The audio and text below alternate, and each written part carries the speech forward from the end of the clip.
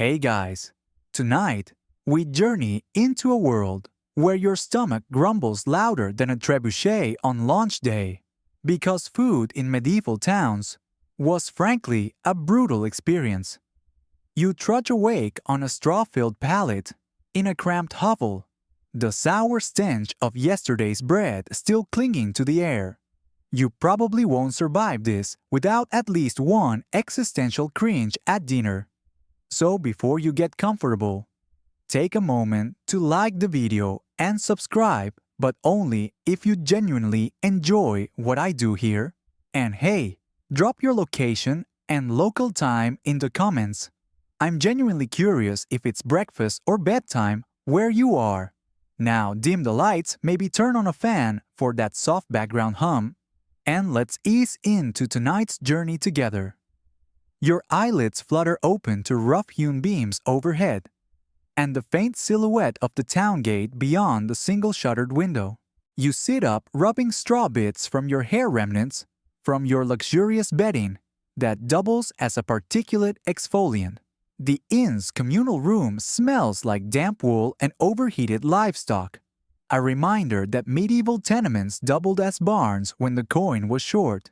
Today is market day, and the streets already pulse, with cartwheels barking vendors and the distinctive whine of the mill grinding the last of the season's grain. Your stomach rumbles like an angry pot. Bread is supposed to fix that, right? Well, not here. The price of wheat has soared after last season's floods, drowned half the harvest. Your loaf will cost a week's worth of coins, and that's before the miller skimmed his cut.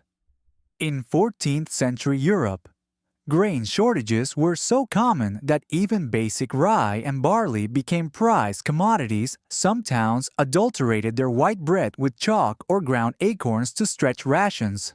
Historians still argue whether these extenders caused long-term health problems or simply gave medieval bakers occasional culinary creativity. You shuffle toward the baker's stall, nearly tripping over a drooling goat tethered to a fence post. The baker eyes you with suspicion. Your purse, jingling empty, makes you look like a half-starved peasant, which you are. With a rueful sigh, you settle for a crusty two-finger-length chunk of coarse brown loaves, known as maslin, a mix of rye and barley that tastes like chewing corroded leather. It's served with a thin glaze of greasy lard if you're lucky. Today, the lard has separated into soup oil and floating flecks of unrendered fat. You take a bite. Crunch. Soggy interior. The bread has been sitting out since dawn, so the crust is more porous than a knight's chainmail. Each mouthful releases tiny dust storms of brawn, leaving you coughing like a siege tower. You secretly wish for a modern-day toaster, anything to add a little crisp. As you swallow, you notice a bit of sweat tracing your spine. It's early spring, but the stone walls trap warmth like a cauldron. One fringe trick you overheard yesterday: some travelers soak their stale loaves overnight in pond water to soften them before simmering into pottage. The idea of sipping pond-flavored sludge doesn't exactly inspire confidence. Yet, desperate times call for desperate measures, and your belly is already staging a rebellion. With your meager bread chunk tucked beneath your tunic for later rationing, you'd eat it last to savor the dwindling crumbs. You join the queue for water at the public fountain. Don't expect clean taps here. The communal well draws from the same aquifer that feeds the latrine trenches, meaning you're essentially buying mystery broth infused with everyone's contributions. Scholars still argue whether medieval folks preferred ale because the water was more lethal than poison. Cheers to that. You notice the town crier banging his staff against the wall, announcing the price of grain before heading to the next settlement. You swallow another dry bite and think if only you had access to your smartphone to order an artisanal sourdough and track its delivery. Instead, you settle for what medieval townsfolk called small beer, a weak ale, barely alcoholic enough to numb the taste of polluted water. Your first sip tastes like fermented sawdust, but at least it doesn't kill you instantly. A stray dog whimpers at your feet, hoping you'll drop crumbs. You pat its head with pity. It's probably faring better scavenging rotten fruit and grubs. You crane your neck to peer at the horizon, where the castle's silhouette reigns over cobblestone streets. The Lord's manor will soon serve fresh white loaves and honeyed cakes for his breakfast. Another reminder that in medieval society, bread was social status. As you walk back to your hovel, clutching your oily loaf, you pass by the wheelwright's workshop, smelling fresh shavings and hot tar. You wonder whether that aroma isn't preferable to the pungent bakery fumes. But hunger drives you onward. You tear off another chunk of crust and bite down, perhaps grimacing in solidarity with every peasant who came before you. Tonight's dinner will likely be pottage, from last week's gruel, reheated on a smoky hearth. You remind yourself that medieval diets were high in fiber, low in sugar, and supplemented by any edible weed you could scrape from the moat. And despite the constant rumble in your gut, at least you can rest, knowing that the price of grain might drop unless the next harvest fails. Remember this moment when you reach for your midnight snack tonight and think, maybe I'll just toast a Pop-Tart instead. You trudge back into your hovel as the sun dips low eyes, hollow from the morning's crusty bread, and you brace yourself for the grand centerpiece of every medieval meal pottage. Yes, pottage, the watery porridge, so omnipresent it practically had its day of worship. Your humble pot, a battered iron cauldron, sits perched over a dwindling pile of embers. Tonight's version is courtesy of yesterday's leftover barley and droopy vegetables rescued from market stalls. You scoop a ladle into your bowl and raise it to your nose. Steam curls up like a ghost, carrying the scent of boiled roots, rancid fat, and a whisper of herbs. Stirring vigorously, you think at least it's warm. Pottage was the medieval everyman's staple. From peasants to monks in monasteries, everyone slurped this gruel-like concoction, daily, sometimes twice or thrice on market days, because grains were cheap-feeling and could simmer all afternoon while you labored in the fields or scribe manuscripts in musty scriptoria. Historians still argue whether pottage was ever meant to be appetizing or purely functional fuel. Your first spoonful is an endurance exercise. The barley grains have turned mushy, popping between your teeth like flat balloons. You catch a rogue turnip chunk that practically disintegrates, dissolving into the broth. You recall a fringe tip you overheard at the tavern. Some enterprising cooks once floated eggs in hot pottage, hoping the protein would bulk it up, though half the time the egg dissolved into a rubbery blob, causing more gag reflex than gastronomic delight. You remember when you joked with the miller's daughter that pottage might be the secret to eternal life, perhaps because it felt like it lasted forever in your belly, refusing to move on. The joke's on you centuries later. No one's found a tombstone carved with "Here lies Roger Devourer of Pottage." As you slurp, you notice flecks of green from wilted parsley. Herbs were often used not for flavor, but to mask the stink of spoilage, since refrigeration was science fiction. Wild garlic, parsley, and occasionally lovage went into the pot, though scholars still debate whether people truly appreciated the taste or simply inhaled it like medieval cough syrup. Your spoon clinks against the side, echoing in the dim room. You wonder if your ancestors considered adding cheese. After all, monasteries produced wheels of it, some aged in honey or herbs. Yet most peasants didn't have access to dairy beyond the occasional milk that curdled before it reached the village. Even if you snagged curds, the texture might have been stringy enough to double as a cobbler's lace. And let's face it, nothing ruins a good slurp like biting into a chewy cheese strand. Pottage's cooking method was simple. Throw grains, water or broth, and odds and ends of veggies into a pot and let it simmer for hours. You could vary it by adding beans on Fridays, meatless days mandated by the church, thanks to dietary laws that forced fish into the mix. But let's be honest, soggy cod swimming in barley broth doesn't exactly scream gourmet. You gag as you envision turnips and fish mingling like uninvited dinner guests at a wedding feast. Midway through, your elbow knocks the table, sending a small spill onto your sleeve. You scrape it off. Wool tunics wash once a moon. So stains are badges of survival. Tales from the manor kitchens describe cooks who spiked pottage with small fish bones to stretch servings further, a tactic that left diners extracting splinters between teeth. You chuckle or try to as you fish out a stray pebble. Dietary fiber was high. Dental health was low.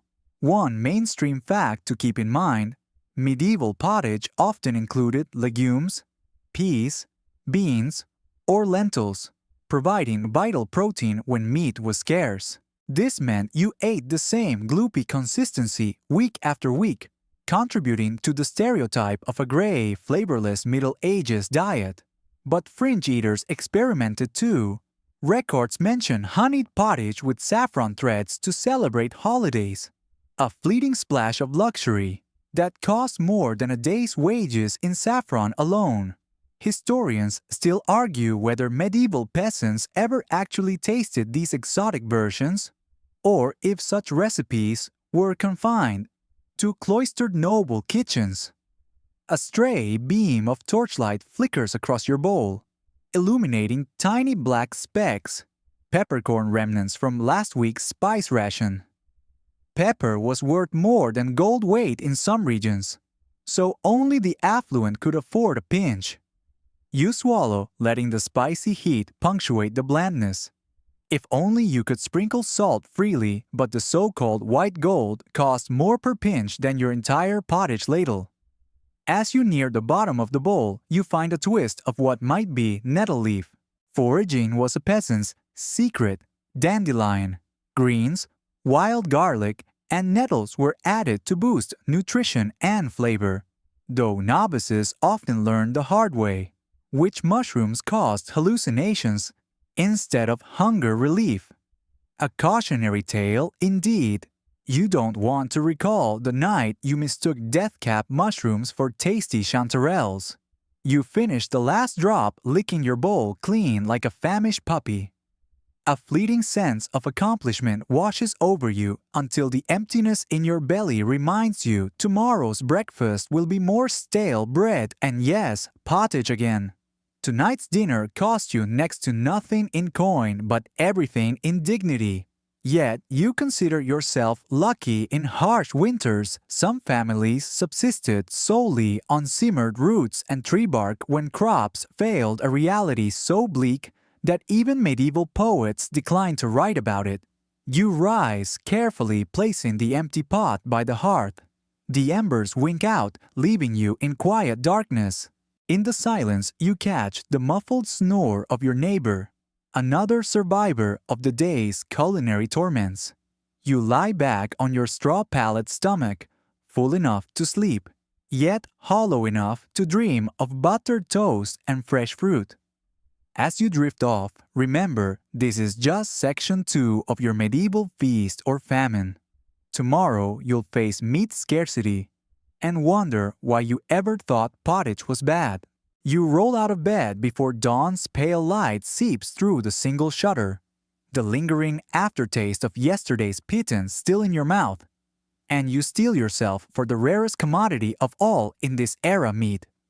If you're lucky, today might be a festival or feast day, but most mornings you'll envy the butcher's dog. Fresh meat in medieval Europe was as elusive as a dragon reserved for nobility priests or special occasions when the church granted a dispensation to breakfast. The rest of the year, you dine on the promise of flesh rather than flesh itself. Your first stop is the manor gate, where an ox carcass hangs to be butchered for the Lord's table. You watch from the shadows as the manor cooks expertly slices thick slabs of beef, every movement practiced and precise. Those who dwell within the castle keep the choicest cuts, sirloin ribs, tenderloin for themselves, leaving behind the shank neck and organs for peasant hands. Historians still argue whether lords truly ate tenderloin or if that's just a legend spun by later cooks. You approach the cook with your empty clay pot, hoping to earn a scrap for your meal. Any bones today, you ask, with a grin that barely masks desperation. He chuckles, tossing you a knobby femur bone, with threads of sinew and gristle. Use it wisely, he says. Running back to your hovel, you clutch the bone like treasure, imagining what simmering marrow might taste like. Back at home, you haul your pot to the embers and position the bone atop yesterday's pottage residue. You add water, letting it lap around the bone until the marrow begins to seep out, oil slicks forming on the surface. Meat broth, albeit humble, turns your porridge from punishment into something approaching nourishment. A mainstream fact, bone broth was a vital source of protein and minerals, particularly for those who couldn't afford prime cuts. You lift your spoon for the first taste. The broth is cloudy and fatty, masked by a faint whiff of burnt clay from your pot's cracked rim. You swallow, savoring the tiny victory of a meaty flavor in an otherwise grain-heavy diet. Yet you can't ignore the occasional fragment of tendon or half-calcified knuckle you have to spit out. French gourmands whisper about recipes that called for grinding bones into coarse flour and mixing it into bread cheaper, yes, but no one could confirm whether anyone choked it down. You recall a sermon you heard at the priory. The body is the temple, but in hunger the temple grows weak. The friar's admonition stirs. Guilt meat is a privilege, not a right. Meanwhile, villagers still argue over whether Jewish kosher butchering methods produced purer meat, or if Christian practices were gentler on the animal. Historians still argue whether religious prohibitions shaped local tastes more than availability. As midday approaches, you notice the sky darken with raven silhouettes. You join other peasants in a field where weasels, squirrels, and rabbits scurry among the roots, a small game that you're technically forbidden to hunt under the Lord's forest laws. The forest edges bristle with signs warning of severe punishment for poaching, yet hunger makes you bold. You grab a snare thread, strung between nails, hammered into a tree, and set it for rabbits praying to catch at least one. Within the hour, you feel the snare tug. You lift it and discover a plump rabbit, its eyes glazed fur matted with dew. Your heart leaps, fresh meat for your pot, but you hesitate, recalling that medieval poachers face fines or worse, the stocks or even death for repeated offenses. Scholars still debate whether forest law was enforced more out of fear or fairness. Do you risk the manor's wrath or watch your family starve? You decide to change it. Slender fingers work quickly as you gut and skin the rabbit, but the task is your first real lesson in butchery. The innards, still warm in your hand, you blanch at the life once held there. Yet you press on sinister necessity. Outweighs squeamishness. You plunge the cut-up pieces into your pot, adding roots, herbs, and that prized marrow bone. The liquid hisses as flecks of fat coagulate. A fringe rumor floats through the village that rabbit stew, when seasoned with garlic and wild mushrooms, can cure the medieval ache or fever. You sprinkle in a few dried mushrooms you foraged last week, just enough to test the theory. You stir, inhaling an aroma so foreign yet comforting it nearly moves you to tears. It's a scent you thought you'd only smell at weddings or harvest festivals. As your stew simmers, you dip a thin slice of your muslin bread, watching it absorb the broth like a sponge. The color shifts from dull brown to rich amber. You take a cautious bite. The meat is gamey but tender, the gravy tangy with herbs. One mainstream fact: rabbits and hares were common peasant fare on feast days, often prepared simply to conserve precious spices. Yet the taste reminds you how much simplicity can delight when novelty arrives.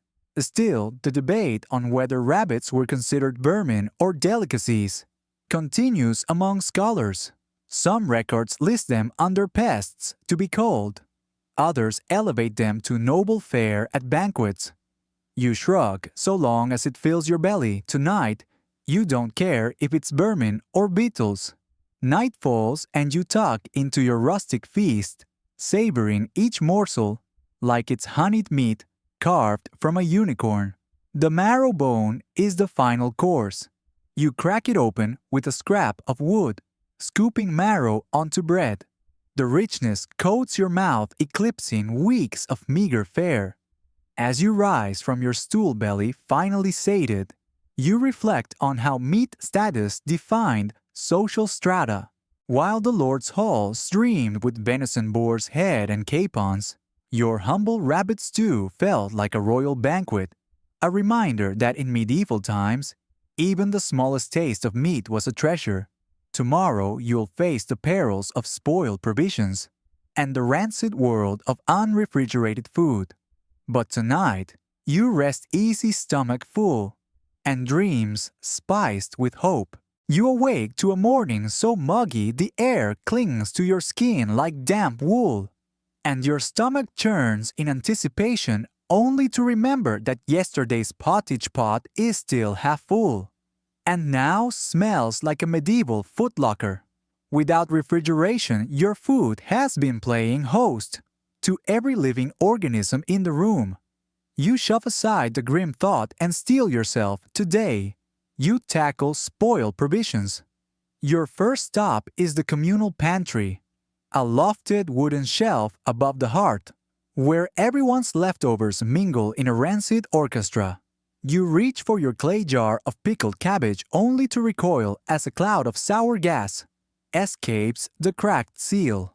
The cabbage brine has fermented beyond tang into a greenish haze that paints your nostrils with an acidic fire. Mainstream fact: fermentation was a common preservation method.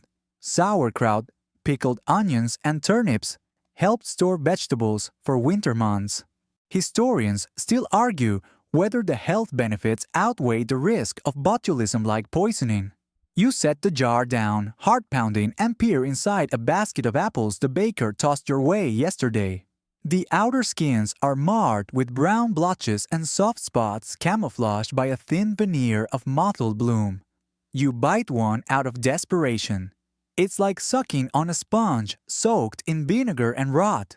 Fringe tip: some peasants would quickly dry apple slices over low embers to create a primitive chip, though records are unclear on how often these treats reached common folk. Scholars still debate whether medieval people tasted dried fruits regularly or if such methods were confined to monastery gardens.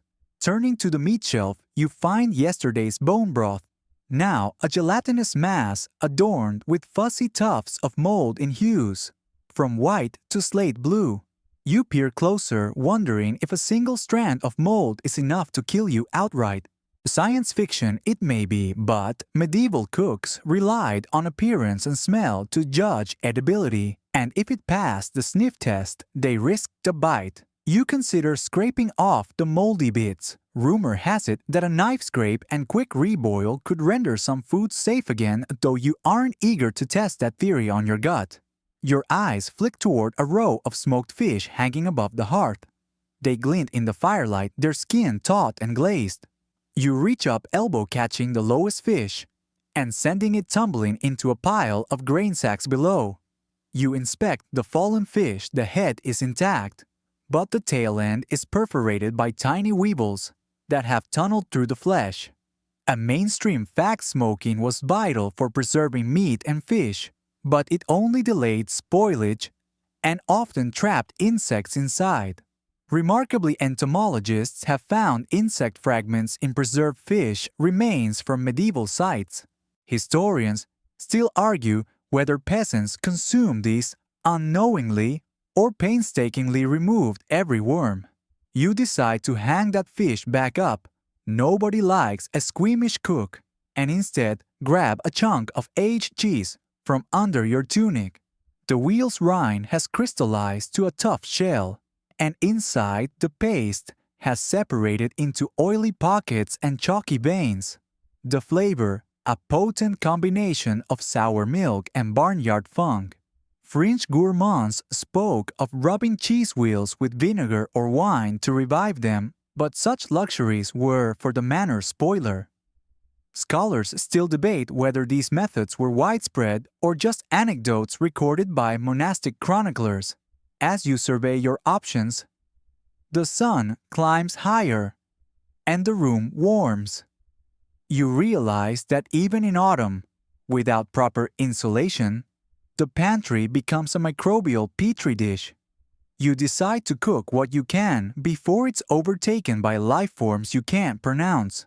Loading your pot onto the hearth, you toss in the least offensively smelling cabbage brine, a few mold-scraped turnips, and a piece of fish that seems only partially infested. You fill the pot with water and coax the fire beneath it, trying to remember if a rolling boil actually kills all pathogens or merely emboldens them. While you wait for the concoction to heat, you rummage through empty sacks and discover a small bag of dried peas. Their color is off-yellowed rather than emerald, but they still look serviceable. You poke one between your fingers. If it cracks cleanly, it's probably fine. Peas were a staple legume in peasant diets, valued for their protein and long shelf life. Yet historians still argue whether dried legumes were eaten daily or reserved for lean times only. A putrid aroma begins to creep from the bubbling pot, curling around your senses like a snake. You nose the steam cautiously. There's a fierce bite of rancid fat, topped by a whisper of vinegar, and something indescribably dank. You dip a wooden spoon blow on it and take the smallest taste. Instantly, your lips pucker, your eyes water, and you feel a tingle on your tongue that you hope isn't a warning sign of nerve damage. Yet, your desperation overrides caution. Hunger morphs into a dare. You swallow chewing through rubbery turnips and what might be fish cartilage. The flavor lingers like a curse. French tasters note. Some monks claim that chanting psalms over fermented produce could ward off spoilage spirits, a superstition that probably originated when a few blessed batches miraculously stayed good a day longer. Scholars still debate whether such rituals were genuinely believed or later romanticized by folklorists.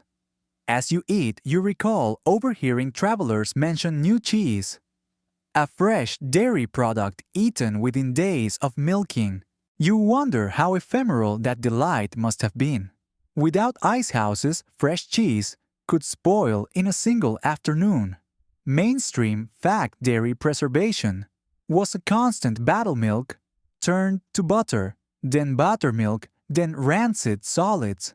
Historians still argue whether medieval peasant diets included fresh dairy regularly, or if they mostly consumed butter and cheese. Midway through your meal, a rat scurries along the rafters, pausing to sniff the air. You wonder if it's waiting for you to drop a chunk. It probably has a more refined taste than you do. You swat the air, dismissively mindful of the church's admonitions about cleanliness, but powerless to implement them. Communal living meant vermin were as common as neighbors. By the time you finish your belly protests, but at least you've neutralized the worst offenders from your pantry for now. You skim the pot's surface, noting the coagulated fat that collects in gleaming droplets. You scoop them off and toss them to the dog at the door. He laps them up, tail wagging, wholly unfazed by their dubious provenance. You wash your bowl in a bucket of tepid water, drawn from the same latrine adjacent, well scrubbing vigorously with sand and ash. In medieval Bristol, some households boiled water and added wood ash to sterilize utensils. though you suspect you'll catch nothing more than a headache if you embark on that process nightly. Scholars still argue about the efficacy of such rudimentary sanitation. Clinking the bowl dry, you reflect on the precarious dance between preservation and poison. Every meal is a gamble, a roll of the dice with your mortality. You tuck the pot away and hang the jar of pickled cabbage back in its place. Who knows, maybe tomorrow it will smell less like regret. As you settle by the hearth, you cradle your bowl as if it were a chalice, murmuring thanks that you survived another day of spoiled provisions. In the flickering firelight, your stomach settles into a state of numb acceptance. After all, it's only section 4, and there are 11 more trials ahead. You wake to the faint tang of brine, lingering in the air, a reminder that salt is your lifeline and your tormentor. In medieval Europe, salt was as precious as a shiny coin, dubbed white gold and traded along perilous routes from sea to inland villages. Without it, meat spoils and vegetables rot, and even your humble cheese wheel turns rancid overnight. Yet your purse barely jingles a handful of pennies, so you've learned to stretch your salt thin, sometimes too thin. You simmer yesterday's rabbit broth with a scant pinch of salt, watching how it dissolves into the murky liquid. That pinch cost more than a loaf of muslin bread, yet without it the broth would be little better than flavored water. Mainstream fact salt was the primary preservative before refrigeration, essential for curing meat and fish and pickling vegetables. Entire salt towns like Salzburg in Austria or Lüneburg in Germany thrived on its trade. Historians still argue whether widespread salt shortages significantly impacted peasant health or if folk remedies filled the gap. Your belly rumbles, and you dip a torn piece of bread into the broth, savoring the subtle bite that only sodium can provide. It's remarkable how just a smidgen of salt can transform bland pottage into something approaching palatable. Fringe tip some peasants swore by urine tanning, collecting their urine in barrels to brine, cheese, and meat, believing the ammonia helped preserve better than sea salt. Thankfully, you've never had the nerve to test that in your kitchen. You recall trading a linen tunic to the traveling salt merchant for a small ceramic vial of the stuff. He warned you, this will last you a fortnight if you ration it well. You thank him with a relieved smile, though you're already calculating the days until your next ration. A light joke if only salt grew on trees. Instead of in brine pools, you'd be the richest peasant in Christendom. Outside, you wander to the village pond where some industrious souls layer brine vats by the shore. Seawater is scarce inland, but by boiling ponds and skimming off salt crystals, villagers eke out a meager supply.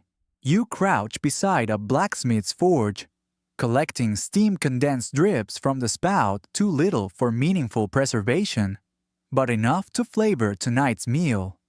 Scholars still debate whether these makeshift salt works ever met real demand, or function as symbolic gestures of self-sufficiency. Back at home, you prepare a batch of pickled turnips, your go-to fallback when salt is gone. You quarter each turnip, pack them into a clay jar, and pour your precious brine over them, just enough to cover. You add a sprig of wild thyme and a dash of herb sludge collected from the tavern floor, an adventurous fringe condiment that some claim adds zest. You hammer the lid shut and hang the jar beside the hearth, hoping fermentation will work its magic. Historians still argue whether medieval pickling methods delivered consistent results or simply invited more microbial diversity to your meals.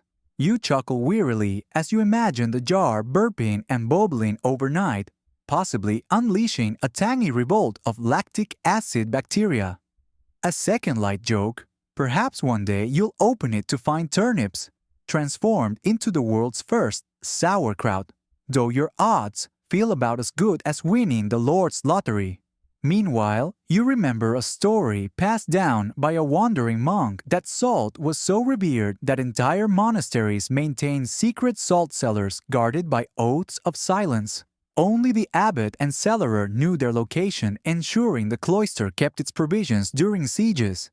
Whether truth or tavern tall tale, the idea amuses you monks, sneaking off at night for a pinch of the precious stuff. Your rabbit and turnip pottage simmers gently aroma, weaving through the smoke-blackened beams. You sprinkle that last pinch of salt over the surface, watching it disappear like snowflakes. Your spoon clinks, and you raise it to your lips, bracing for the burst of flavor. The salty warmth floods your mouth and you close your eyes, letting the sensation linger. It's the tiny luxury that reminds you life is still worth enduring. A stray thought crosses your mind: salt was once so valuable that Roman soldiers were paid in it, hence the word salary. You grin at the irony. You wouldn't trade your ration of salt for a Roman legion's pay, though perhaps you tolerate the marching. Ancestors of your neighbors likely carried salt blocks tied to their belts, a livelihood as volatile as the politics of the day. You swallow another spoonful and wince as you swallow a remnant of old pickled cabbage that you forgot about. It squeaks against your teeth, a reminder that pickling without fresh salt yields unpredictable textures. You scrape it into the fire. Even the hearth refuses to digest that relic of a forgotten jar. Set with a toothpick fashioned from a splinter of oak, you pick at the smallest bits of turned cabbage, feeling like an archaeologist brushing dust off an ancient artifact. It's gritty, disconcerting, and strangely satisfying to have pulled off a primer in medieval dumpster diving. As dusk falls, you dine by the last glow of embers, heartened by the knowledge that tomorrow's salt ration arrives if the salt merchant follows the old road. But you also know better than to count on commerce bandits, or bad roads can sever supply lines as readily as winter frost. You stow your remaining salt in a leather pouch wrapped in cloth, tucking it beneath your tunic close to your heart. A foolproof hiding spot. You convince yourself unless you forget, and wash your clothes in the public trough, just another gamble in your daily lottery. Night settles and you crawl into your straw pallet, the memory of salty broth still coating your tongue. In a world where salt commands kingdoms, you clutch your pouch like a treasure chest, whispering thanks that you can taste tomorrow's dawn. Remember, without salt, this soup would be sorrow, and with it, a small, salty triumph. You wake to the faintest hint of spice. Lingering in the air, a ghost of last night's rabbit stew, scented with wild herbs, and you realize flavor in medieval cookery is less science and more superstition. Today, you experiment with strange seasonings, those oddball additives your grandmother swore could turn swamp water into soup. You slide from your straw pallet, rubbing sleep from your eyes, and tiptoe to the communal herb rack, where dusty bundles of parsley, thyme, and lovage dangle like forgotten charms. Your fingers brush against a small vial of rosewater, a floral elixir, rumored to lend elegance to even the blandest broth. A single drop costs more than a loaf of muslin, but you swiped it from the traveling apothecary's stall last market day. Mainstream fact: medieval cooks used rosewater and orange blossom water, especially in sweet dishes and fruit preserves, viewing them as luxurious imports from the Islamic world. Their fragrance could mask the stench of borderline spoiled ingredients. Historians still argue whether rosewater was truly sparingly used, or if every peasant secretly fancied their pottage perfumed like a noble's banquet. You unscrew the vial and inhale deeply. The scent is soft and powdery, like wandering through a damp rose garden at dawn if roses thrived amid dung heaps.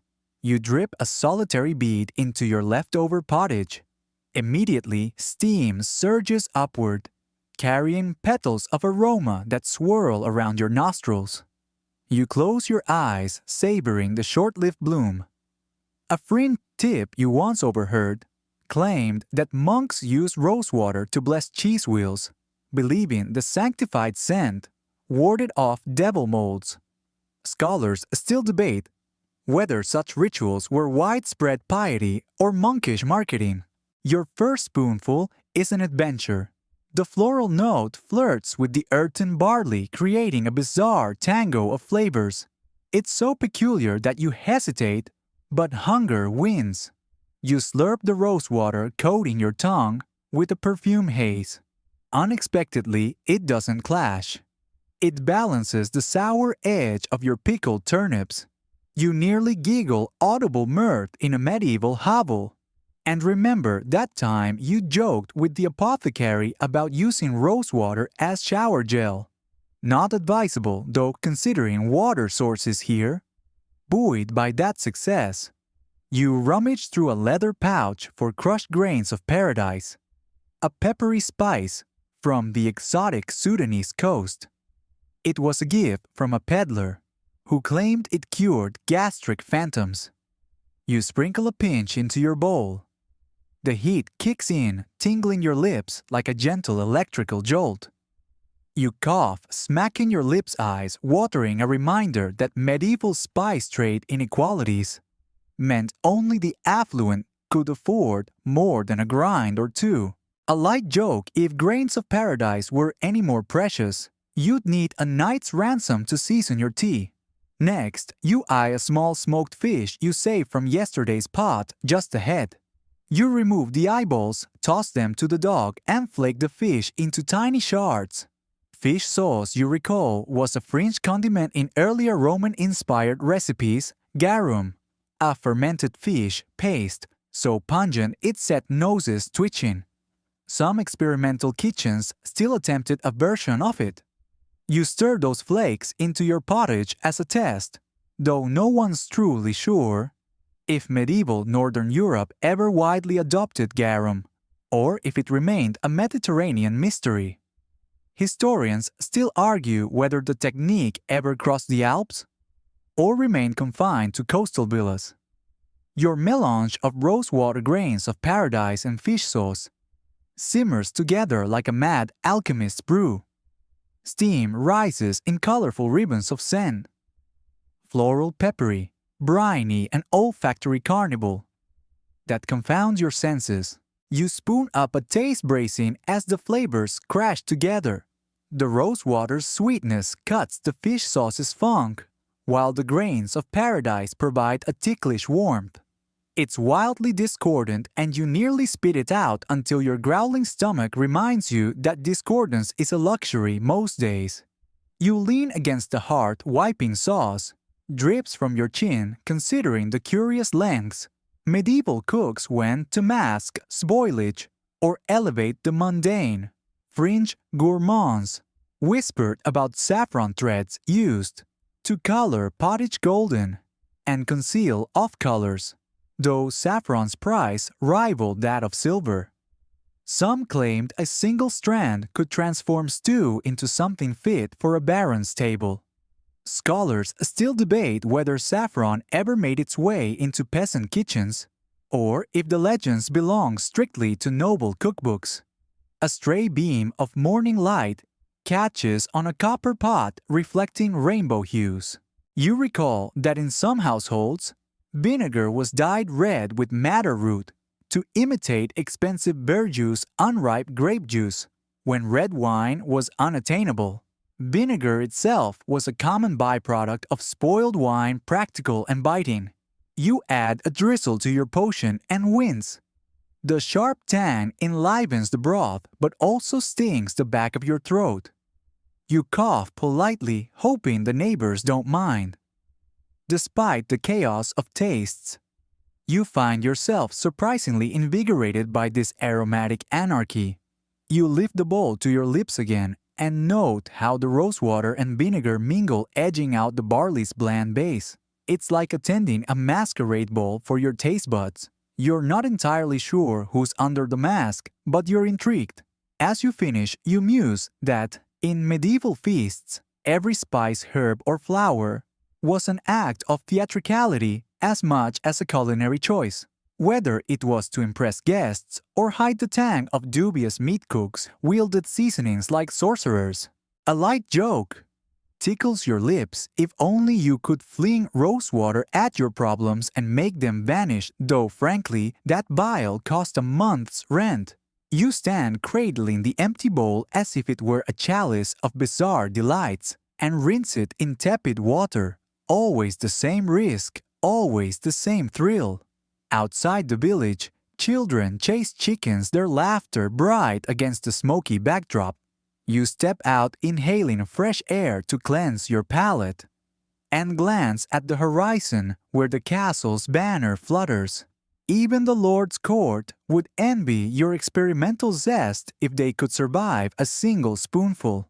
Tonight, you'll dream of perfume broths and will debate whether these strange additives brought true flavor or merely masked the inevitable stench of medieval scarcity. Remember that cavernous cupboard of pottage past tonight you've explored the curious world of medieval seasoning.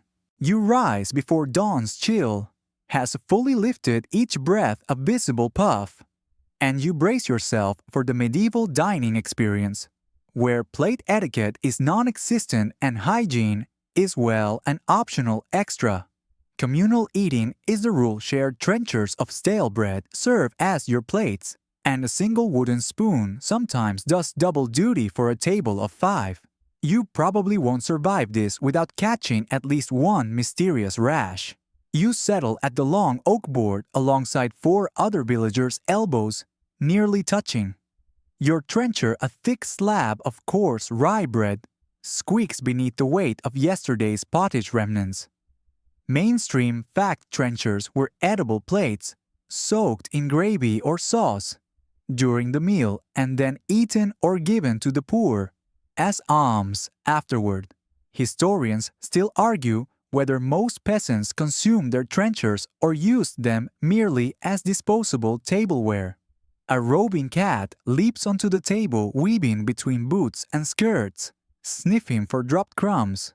You flick an elbow, knocking back your neighbor's mug of small beer. It sloshes across the board, soaking the trenchers and dribbling onto your tunic. A light joke. At least it's better than pond water, you tell yourself, though. Better here is a relative term in medieval terms. The pottage is ladled from a communal pot by a neighbor's unwashed hand, its fingernails flecked with soot and dried stew. Fringe tidbit, some medieval households hung sprigs of rosemary or lavender over the table to deter flies and rodents, believing the aromatic herbs warded off disease, even though there's no proof it did more than mask the stench. Scholars still debate whether such herbal pomanders genuinely reduced infections or merely offered a fragrant distraction from poor sanitation. You reach for a piece of trencher to soak up stray broth. As you lift it, you notice tiny black specks, flea droppings or pepper flakes. You dab at your sleeve and snatch the trencher free. A second light joke, maybe those specks are medieval pepper bombs to keep dinner interesting. You bite down, half expecting a crunch of insect exoskeleton. Beside you, a toddler wails, tugging at his mother's skirt. You cough into your elbow, a gesture recently learned from a traveling monk, and realize he's coughing into his hand before grabbing a shared spoon. Communal eating meant saliva mingled freely. Your salivary microbiome just joined at least 10 others. Mainstream fact. Medieval dining practices facilitated the spread of diseases like dysentery and typhoid, particularly in crowded halls and taverns. Yet many believed raw vinegar at the table would purify both food and body. The host pours a thin slurry of small beer into your trencher. The liquid seeps through the bread, creating a soggy soak that feels more like chewing a damp sponge than consuming a meal. Fringe rumor, in some regions, diners rinsed trenchers in diluted wine. to cleanse them before eating, though this was more common among wealthier merchants than peasants. Scholars still debate whether this practice was widespread or just a luxury novelty, recounted in travel diaries. You prop your trencher against the pot's edge to catch the next ladle. A stray dog circles beneath the table, hopeful for scraps. You toss a limp turnip wedge to it. It snatches the offering mid-air, then returns to its vigil. You envy its luck. A third light joke crosses your mind. Maybe the dog deserves the trencher more than any of you. The communal ladle appears again, this time encrusted with dried fat and bits of gristle. You grip it gingerly between thumb and forefinger, careful to avoid the crusty outer layer. Ugly as it looks, the stew beneath is hotter than yesterday's leftovers. You dip the spoon below once and swallow. Warmth spreads through your chest, though the broth's flavor is indistinct beyond a faint tang of dried fish bone.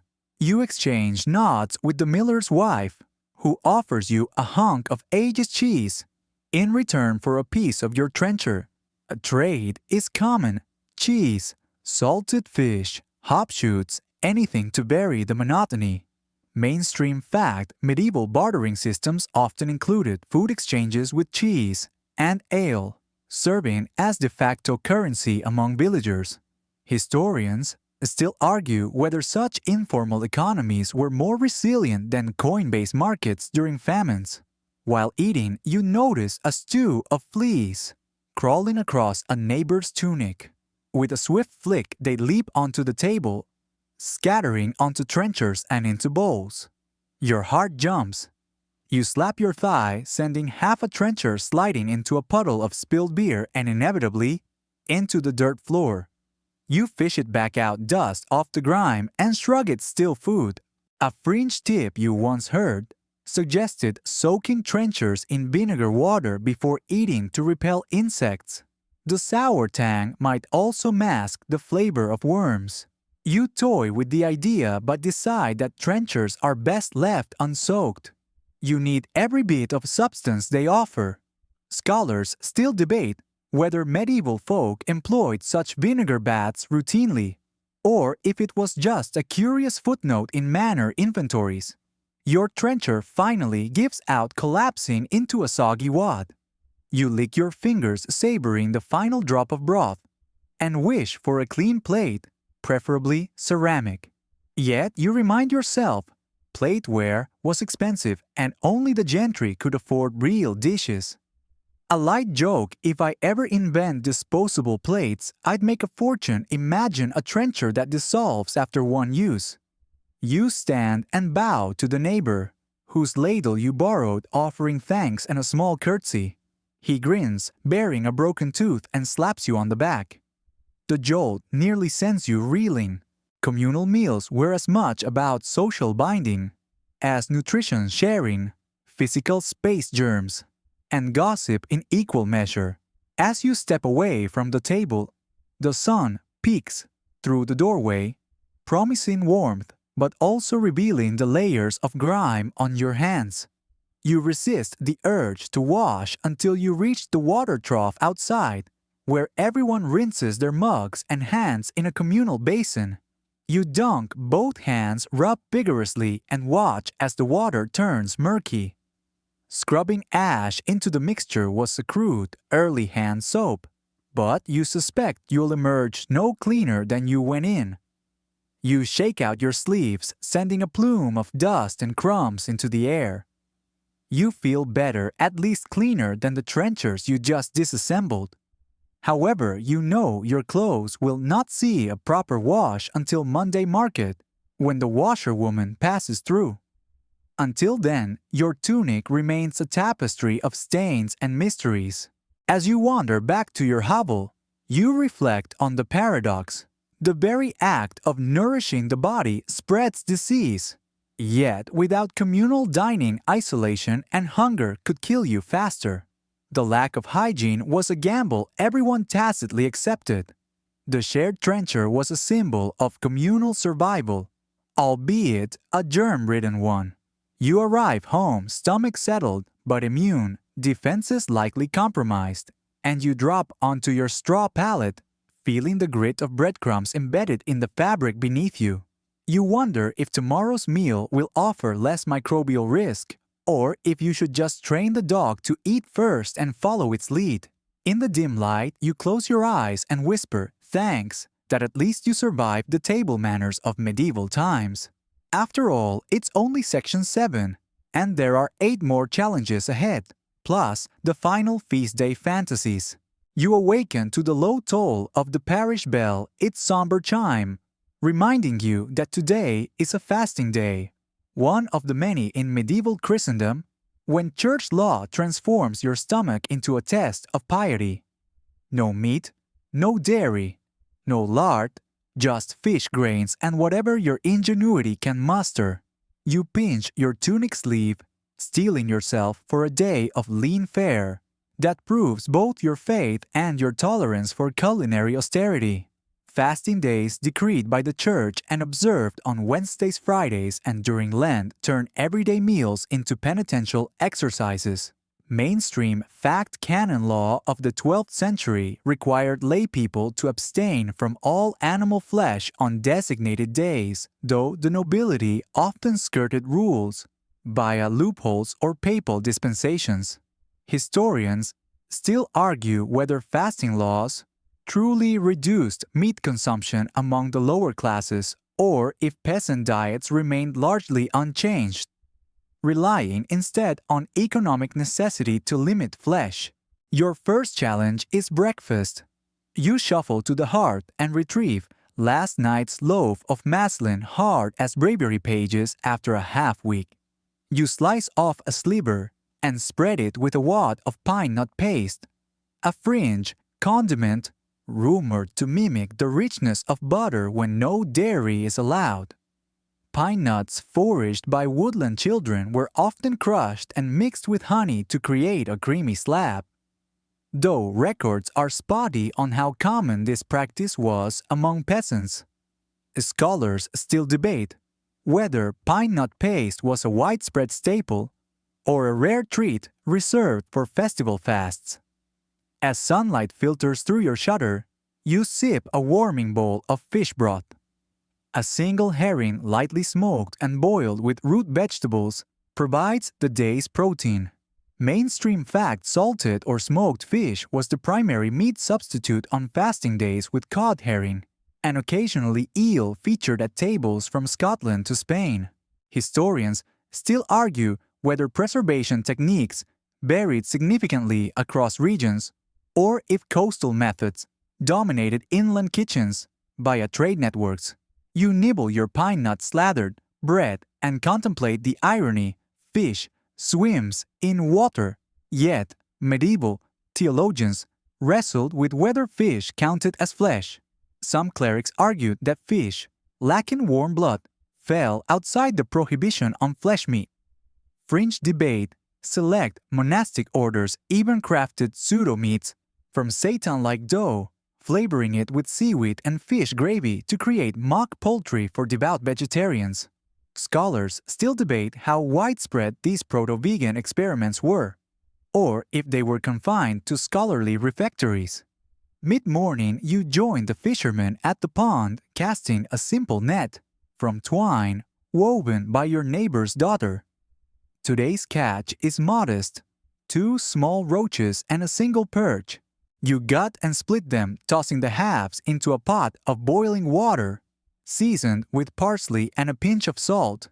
You watch the fish flesh curl from the bone, a testament to a low-fat, high-protein fasting fare that sustained multitudes through centuries.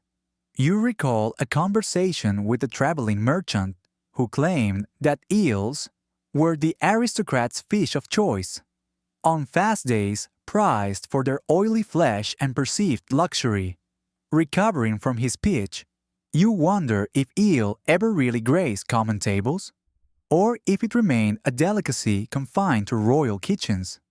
Historians still argue whether inland villages managed to import fresh eels or subsisted only on dried cod and herring. At midday, you break your fast with a simple fish pie, shredded roach, wrapped in a crust of coarse flour, and water baked on hot griddle stones beside the hearth. The crust is thick, tasting more of ash than grain, but it holds the fish together. Fringe tip, some cooks sprinkled the pie top with crushed mortar herbs, stinging nettle and wild thyme, believing their sting would cleanse the palate of earthly sins. Scholars still debate whether this was a genuine culinary tradition or an anecdote born of monastic exaggeration. You savor the pie's steamy warmth, reminding yourself that even frugal fast meals could carry comfort when properly prepared. A light joke drifts to your lips. Imagine a grand banquet hall where every plate is a fish pie. Certainly a streamlined way to host a feast. As afternoon stretches, you forage dandelion greens from the churchyard, tossing them into your fish broth to add bitterness and color. Bitter herbs were praised in medieval medical texts for aiding digestion and balancing the humors. Mainstream pious households often cultivated vegetable beds at monastery gates precisely to harvest fasting greens. Directories list dandelion, nettle, and sorrel as common fast-day plants. Historians still argue whether rural peasants had access to such gardens or depended on wild foraging alone.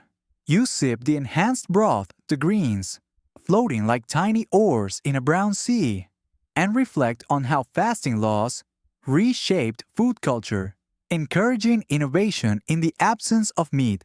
Over centuries, these rituals gave birth to recipes that endure today: pickled herring-fish stews, and even some forms of risotto, which scholars trace to monastic kitchens sleek with fasting creativity. As dusk falls, you prepare your final fast-day meal: millet porridge, sweetened with a drizzle of mead, technically allowed if made from honey instead of grain.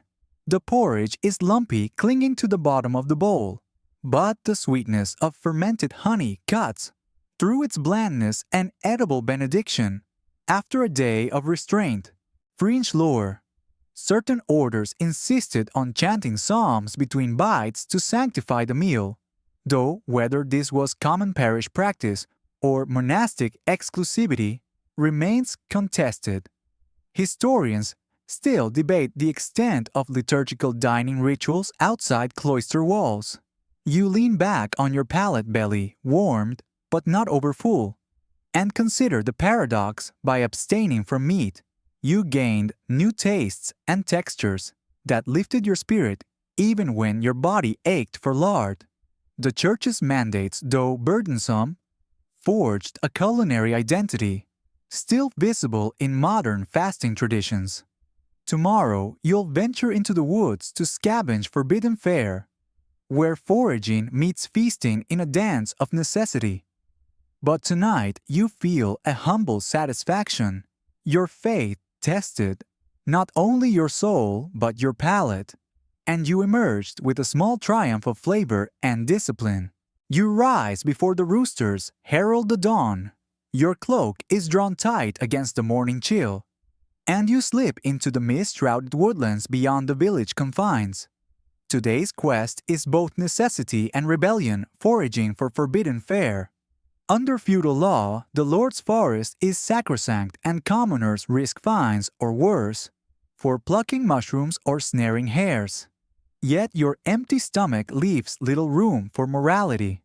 The dew-laden bracken gleams like emeralds as you tread softly, basket in hand. You recall a mainstream fact: medieval peasants often subsisted on wild edibles, mushrooms, berries, nuts, and herbs, especially during times of famine or crop failure. Yet the exact species gathered varied by region and season, and misidentification could prove fatal. Scholars still argue which mushrooms were staples of the common diet and which remain purely fringe lore. Your first target is the prized chanterelle mushrooms, their golden caps peeking from mossy humps. You gently twist each from the forest floor, careful not to disturb mycelial networks that ensure future growth. A fringe tidbit warns of the fly agaric's hallucinogenic cousins, bright red caps with white spots that some daring souls boiled to extract poison for arrow tips. You finger the spotted fungi warily. No potion today, thank you. Your basket fills quickly with chanterelles and morels, their spongy textures promising rich flavor. You tuck them away and press deeper into the wood eyes, scanning for hazelnuts. You spot a cluster of nuts nestled under fallen leaves. Break open the shells and nibble the sweet kernels. They crunch satisfyingly, a reminder that foraging brings both risk and reward in each bite. Historians still debate whether nut consumption rivaled grain intake for protein in lean times. Deeper in the forest, you find stinging nettles swaying in the breeze. A fringe preparation involves wearing thick gloves to harvest the leaves and then blanching them into a tender green soup. You recall the tip: a quick dip in boiling water neutralizes the sting, turning nettles into a spinach-like side. Scholars still argue whether this practice was widely known among peasants or rediscovered by later herbalists. A sudden rustle of underbrush interrupts your reverie. You freeze, heart pounding, as a pair of rabbit eyes glint from the shadows. The rabbit darts between ferns, temptation incarnate. Snaring small game is technically poaching, but hunger's law supersedes feudal statutes in your mind. You plant a crude snare of cord and bone under a low branch baited with scattered oats. Then you continue gathering wild rose hips, spiked with vitamin C, a precious defense against scurvy that few in the village truly appreciate.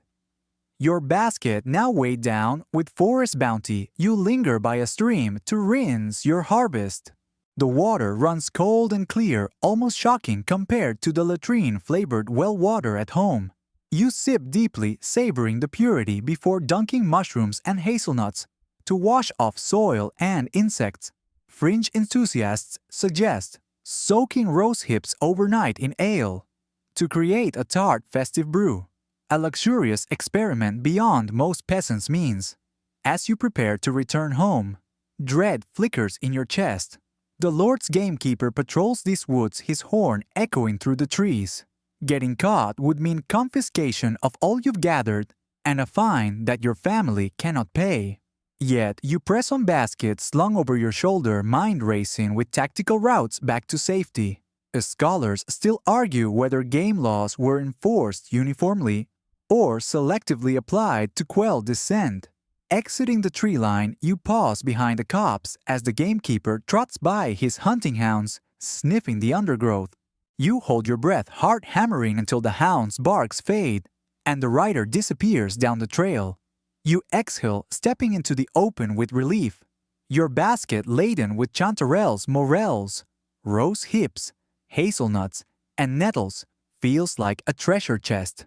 Back at your heart, you sort the whole. You slice the mushrooms, inhaling their earthy aroma, and set nettles to blanch. You simmer a pot of pottage with a handful of mushrooms and a sprinkle of rose hips for tartness. The vitamin boost is a fringe remedy against winter's coughs. A mainstream fact, foraged foods supplemented diets offering nutrients absent in grain-based meals. Yet historians still debate the extent to which peasants relied on wildfare versus cultivated foods. As the stew simmers, you toast hazelnuts in a tiny skillet until they crackle, then toss them into a porridge of barley, a crunchy counterpoint to the soft grains. The smell drifts through your hovel, competing with the pungent odor of last night's preserved cabbage. You taste a spoonful of mushroom pottage, rich, nutty, and alive with forest flavor. It's a stark contrast to the monotony of bread and broth. You pluck a single rose hip, biting through its fuzzy shell to savor the tart flesh. The vitamin C warms your spirit and possibly prevents scurvy come winter. Fringe folk medicine touted rose hip syrup as a cure for coughs. a tradition scholars still argue originated in folklore, rather than documented practice. Dinner tonight feels like a communion with nature. Every bite embodies risk, skill, and rebellion. You recall leathery tomes in the manor library depicting foragers as lawbreakers. Yet here, you sit grateful for the Lord's negligence. A light joke flits through your mind. Perhaps the gamekeeper should thank pilgrims like you, who thin the rabbit population, just not loud enough to alert his hounds. You eat slowly, savoring the blend of textures and flavors, crunchy nuts, tender mushrooms, a hint of nettle's green bite. You finish your meal with a sip of nettle broth, a savory sip of iron-rich vitality. You glance at the empty basket by the door, a testament to your daring morning. As darkness falls, you stoke the hearth's last embers and cradle your empty bowl.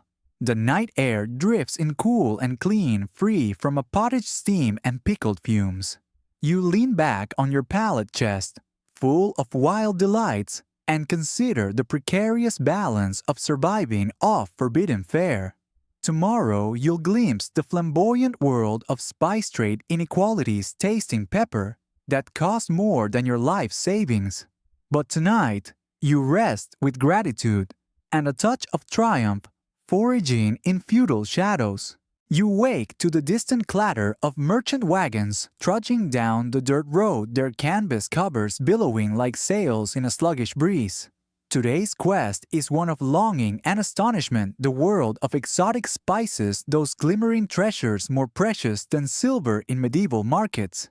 You slip on your worn boots and hurry to the bustling square, heart pounding at the thought of tasting peppercorns, cinnamon sticks, and cloves that embarked on perilous journeys from lands you've only heard of in tales. The spice merchant's stall stands beneath a faded banner, embroidered with Arabic script, signaling goods from the eastern trade routes. A handful of merchants peddle black pepper from India, long after it traversed camel caravans and pirate-infested seas.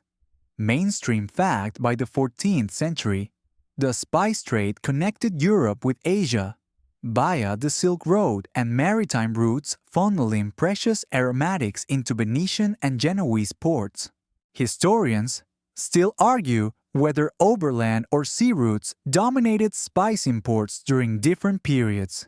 You approach eyes wide as the merchant lifts a pouch of whole black peppercorns, each bead gleaming like tiny gunmetal pearls. A single teaspoon costs more than a day's wages, a sum your purse cannot muster. Yet the mere aroma hypnotizes you, a heady mix of pine and citrus that tickles your nostrils. Fringe insight: some tavern keepers infuse pepper into pepper ale, believing the spice aided digestion and warded off evil spirits. Records hint at such concoctions, though scholars still debate their prevalence. You dig into your leather pouch, producing the meager scrap of silver you saved for emergencies. The merchant eyes you curiously, then gestures toward a small chipped ceramic jar, marked cinnamon, a brown bark curled like a rolled scroll. You trade your last silver coin for a pinch no more than 3 sticks each, the width of your finger. As you hold them, you marvel at their silky texture and woody aroma. A light joke pops into your mind: if only cinnamon trees grew in your backyard, you'd be a spice lord overnight. The merchant smiles, wrapping your precious cargo in rough cloth. You tuck it beneath your tunic, heart racing as though you've stolen the crown jewels. Outside the stall, children dart between barrels, their laughter scratched by the scent of nutmeg, the rarest treasure often ground into pungent dust. You dare not approach the nutmeg. One nut cost half a month's rent. Historians still argue whether medieval kitchens used nutmeg widely, or if it remained a courtly indulgence. You pause by a fountain to catch your breath, removing a single cinnamon stick and breaking it with your thumbnail. The crack releases a rush of sweet warmth that floods your senses. You tuck the other sticks back into your pouch, And unwrap a scrap of parchment with a recipe scribbled by your grandmother. Cinnamon pottage. Add 2 threads, atop hot gruel for warmth and merriment. You can't wait to test it tonight. Your stomach grumbles, reminding you that these spices are meant to elevate sustenance, not replace it. You head to the baker's stall where the smell of freshly baked muslin is faint beneath spice shop perfumes. You manage to trade a slice of your ration bread and a handful of dried nettles for a bowl of pottage, just enough for one taste. The baker peers at your pouch and offers a sympathetic nod, aware of your bargain. Back in your hovel, you pour the pottage into your battered bowl and sprinkle tiny shards of cinnamon across the surface. You crush a single peppercorn with a makeshift mortar, a chipped piece of clay, and let the powder drift like snow over the gruel. You stir, inhaling the swirl of scent. It's a riot of warmth that transforms the bland base into something almost celebratory. You take a cautious spoonful. The cinnamon's sweet brightness dances with the sharp bite of pepper, while the barley's earthiness anchors the medley. It's a fleeting triumph over monotony, a reminder that human ingenuity craves flavor as much as sustenance. You let the warmth spread through your chest, imagining it warding off the chill of damp stones and drafty roofs.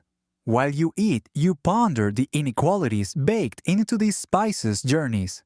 Wealthy merchants and nobles flaunted cinnamon-studded wine and peppered roasts at feasts while you savor a teaspoon in a humble bowl. Mainstream fact, European elites use spices to signal status and power, dusting their textiles and perfuming their chambers. The lower classes often saw only traces in communal pots. Historians still argue how much trickle-down effect these luxurious imports had on everyday diets. A twitch of memory surfaces a fringe tale of spice famine, when a storm wrecked a spice ship off the Sicilian coast, causing pepper prices to skyrocket and riots to break out in port cities. You imagine dock workers battling over spilled sacks of peppercorns, a spectacle your village would find unthinkable. Scholars still debate the veracity of such events given the sparse records. The final swallow leaves you with a faint tickle in your throat, a souvenir of wealth you never thought to touch. You reverently collect the leftover spice residue, with a scrap of bread licking the crumbs clean in a gesture of gratitude. It's ritualistic, almost sacred. You gather your cinnamon sticks and pepper remnants, cleaning your bowl as though it held holy oils. Outside, twilight drapes the village in violet hues. You stick a cinnamon twig behind your ear, call it a peasant's crown, then curl up on your straw pallet. The aromatic aura follows you, a fragrant shield against tomorrow's bland trials. As sleep tugs at your lids, you whisper thanks for the world beyond your borders, carried to you on camel caravans and merchant ships. You rest with dreams of distant spice ports, where every breath is a promise of wonder and a reminder of the disparities that flavor medieval life. You wake to a dull ache in your joints and a faint ringing in your ears, subtle reminders that medieval diets often lacked the essential nutrients your body craves. As you haul yourself upright, you notice your legs tremble, a telltale sign of weakness from vitamin deficiency. Your reflection in a chip basin shows pale, sunken cheeks and brittle hair, a visual echo of diets heavy on grain and light on fresh produce. Your first task is breakfast, though calling it that feels generous. You tear off a chunk of old muslin bread and nibble it slowly, aware that whole grain loaves provide fiber but scant vitamins C or D. Mainstream fact, lack of fresh fruits and vegetables led to widespread scurvy in Northern Europe, as sailors and peasants alike suffered from gum bleeding, joint pain, and lethargy. Historians still argue how early medieval communities recognized and managed these deficiency diseases before citrus imports became common. You shuffle to the communal well, dipping your cup to collect water. In warmer months, you might add rose hips or elderberries as a fringe remedy against scurvy. Folk healers touted these wild fruits for their high vitamin C content. You crush a handful of rose hips with a stone, tossing them into your water to steep an improvised herbal tea that tingles your lips like sweet vinegar. Scholars still debate whether such herbal concoctions were genuinely mainstream folk medicine or later romanticized by chroniclers. Slurping the tart infusion, you feel a fleeting warmth, though your gums still ache when you chew. A light joke crosses your mind: if only someone in the village grew oranges, you'd be the hero of Christendom, rather than the town's scurvy poster child. But citrus fruits remained rare and costly, arriving via Mediterranean traders, who favored noble courts over dusty hamlets. You sling your empty bowl at the hearth and patch a turnip into the embers for lunch. Turnips, common root vegetables, offer minimal nutritional value beyond starch and fiber. Yet, you prize them for any deviation from monotonous pottage. You roast the turnip until its edges char, the smell of caramelized vegetable fleetingly exciting. French cookbooks mention that grinding turnip greens with nettles created a pseudo-spinach offering folate and calcium. You consider the experiment but lack fresh greens this morning. Scholars still argue how often peasants attempted such nutrient-boosting hacks versus relegating these suggestions to noble kitchens. As noon approaches, you recall a sermon from the friary. The body is the temple of God, yet its welfare falls to our stewardship. The preacher urged an almsgiving of fresh produce to the poor, though local lords donated more coins than carrots. The sentiment strikes you: if only spiritual compassion extended to nutritional compassion, your bones might not creak like ancient beams.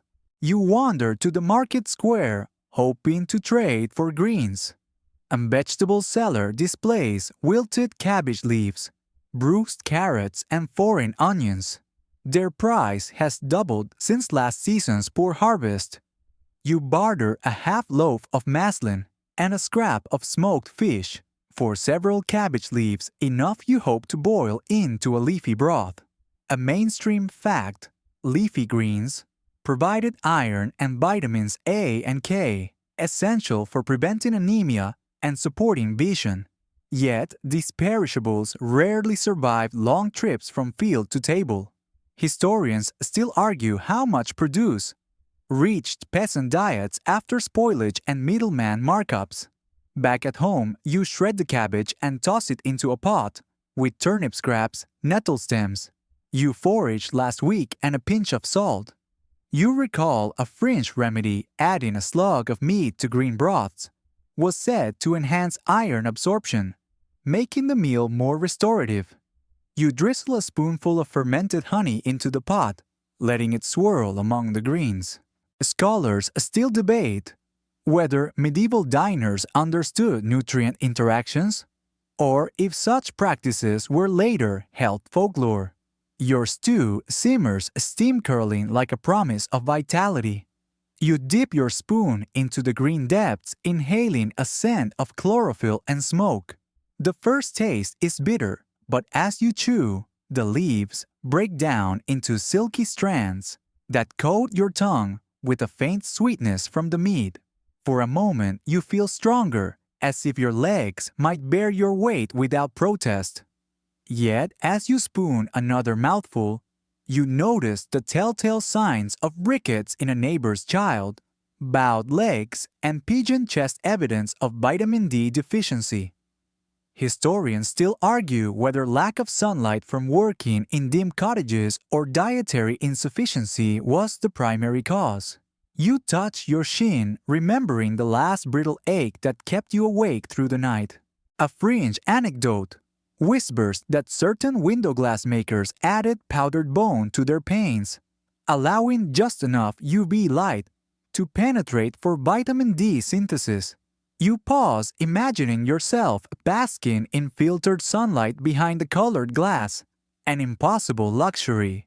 Scholars still debate whether any medieval structures consciously endeavored to optimize health over ambience. You finish the leafy stew, feeling a brief surge of warmth and energy. Your gnawing hunger eases, replaced by a subtle alertness. Perhaps these wild greens will stave off another bout of scurvy. Yet tomorrow you anticipate cramps from magnesium-poor diets and headaches from lacking B vitamins. The list of potential deficiencies seems as endless as the castle's stone ramparts. You scrape the pot clean, leaving only a few shreds of cabbage clinging to the bottom. You toss these to the waiting dog before gathering your empty bowl. Outside, the afternoon sun splashes across the thatched roofs, reminding you that daylight itself could be medicine. If only you worked fields instead of huddling in your hovel. As evening descends, you gnaw a raw hazelnut scrappy protein source and a vestige of last week's foraging haul. You recall that detailed manor account listing chestnuts as common autumn fare. You trade half your bread for a satchel of those buttery nuts. Historians still argue whether chestnut cultivation ever reached popular adoption or remained confined to church lands. You curl up on your straw pallet, the aftertaste of greens and meat lingering, and wonder how long modern bodies could endure such nutrient gaps. Your joints protest as you shift. You imagine a future where diets balance health and flavor, rather than forcing survival gambles. Tonight, you dream of a world where every table bears fresh fruits, root crops, and leafy greens, a feast of colors, rather than the muted browns of barley and broth. But until then, you'll ration your rose-hip tea-nibble nettles when you can, and cherish every rare bite of cabbage. You awaken to the clinks of wooden mugs and the low murmur of villagers gathering at the tavern, drawn by the promise of beverages that won't kill them, at least not immediately. Water in medieval times is a gamble. Wells often draw from the same aquifer that feeds latrine trenches, and rivers host more than fish. So you embrace beverage bedlam, where ale, wine, and posset reign supreme over lethal water. You step inside the smoky tavern, shoulders awash in hops and yeast. The barkeep slides you a mug of small beer, a weak ale, brewed for daily consumption. Its alcohol content barely enough to numb the taste of pollutants.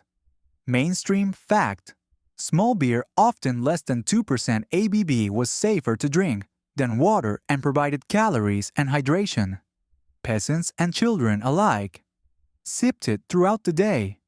Historians still argue whether small beer's low alcohol made it more of a nutritional staple or simply a more palatable water substitute.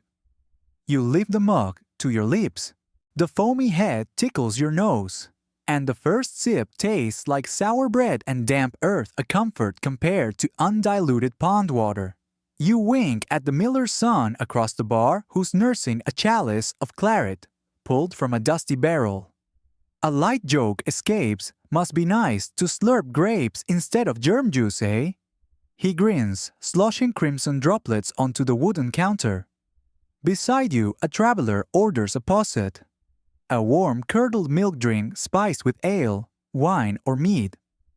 Fringe tidbit possets began as medicinal drinks believed to cure fevers and aid digestion, but some households sweetened them with sugar or honey to elevate them from ale-flavored yogurt to winter indulgence. Scholars still debate whether possets were common folk remedies or remained the province of the well-heeled sickbed. You down another swallow of a small beer and decide to experiment. You trade a hunk of dried nettles for a sip of the traveler's posset. It arrives in a shallow bowl, steam swirling above its curdled surface like ghostly tendrils. You lift a spoonful. The tang of sour milk clashes with the sharp edge of ale, finishing with a honeyed sweetness that sticks to your ribs. Surprisingly, the texture vanishes into warmth, and you realize this rancid romance might soothe your belly. Your third light joke: if only modern smoothies combine dairy and beer, you'd have a hit health drink. But medieval tastes are unique.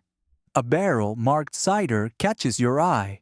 In regions where apples flourish, fermented juice becomes a common libation.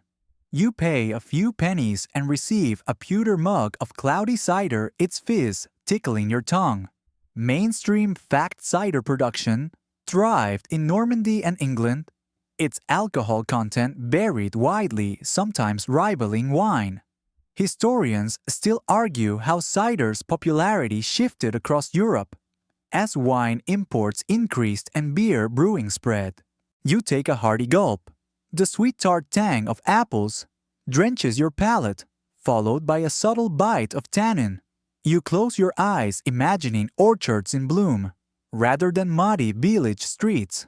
Fringe insight: some drinkers added crushed herbs like wormwood or yarrow to bitter ciders, believing it warded off choleric senses of humor and hungover curses. Scholars still debate whether these herbal infusions reflected medical theory or simple taste experimentation.